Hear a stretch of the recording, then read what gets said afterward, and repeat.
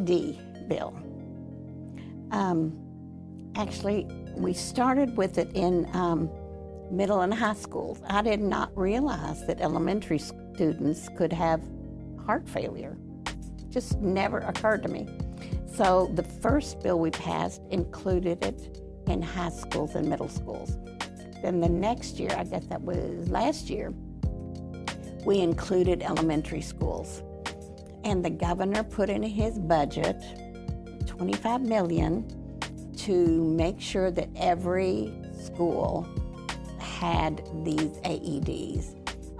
We included them not only near the gymnasium, but an AED had to be accessible on the football field, wherever students gathered, be it a golf tournament, because it needed to be available.